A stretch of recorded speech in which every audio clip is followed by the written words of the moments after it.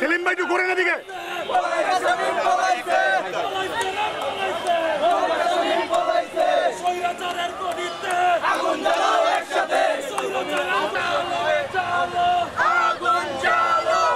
ডানে বামে এই ঘুরে লন দেখা গেল না তো ভাই। পলাইছে রে পলাইছে, স্বৈরাচার পলাইছে।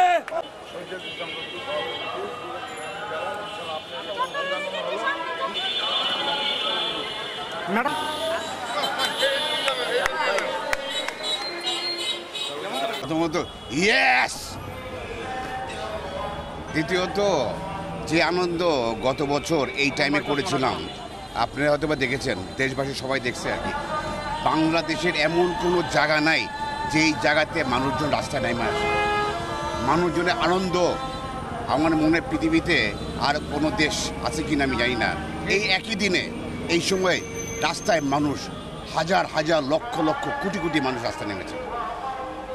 আজকে 1 বছর পার হয়ে গেছে, বাট আমি একটা জিনিস খুব কষ্ট করে বলে দিই আর কি। আমি সরকারকে বলি, আর যারা মেইন দল বলেন, বড় দল বলেন, আপনার জামাত বলেন, আমাদের বিএনপি বলেন, হেফাজত বলেন, যারা যারা আছেন, মানে এনসিপি বলেন, আমি সবাইকে একটা অনুরোধ করি আর কি। এই দেশে আপনারা খুব কষ্ট করে মনে আছে না, এই আন্দোলনের সময় আমরা যারা এনআরবি, নন রেসিডেন্ট বাংলাদেশ, যারা বিদেশে চাকরি করে, আমি কিন্তু সবাই বলছিলাম না যে তোরা রেমিটেন্স পাটা বন্ধ করে দিস। ওদের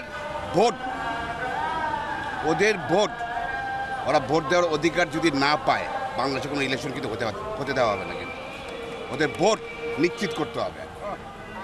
দ্বিতীয়ত আপনার আমার খুব কষ্ট করে আমি একটু বলি আর কি, দেখেন আমরা কিন্তু একটা স্লোগান দিতাম, দেশটা করা বাপেন না, ক্ষমতা দেখেন না, কিন্তু গায়ের জোর।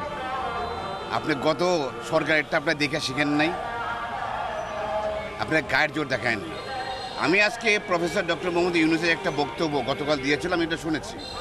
উনি একটা কথা বলেছে, কোনোভাবেই দেশ আগের জায়গায় যেন যেতে না পারে। আমরা সবাই আপনাকে সাপোর্ট করি, আমরা সবাই আপনার সাথে আছি আর কি। Bangladesh never ever can go back again. রাজনীতি যারা করেন, ক্ষমতা না দেখে মানুষকে ভালোবাসা দেওয়া শিখেন। ভোট চুরি করার মানুষের কথা ভুলে যাও। বাংলাদেশে 100% নিশ্চিত না হওয়া পর্যন্ত বাংলাদেশে কোনো ইলেকশন না হয়। প্রধান ইজ ব্যাক।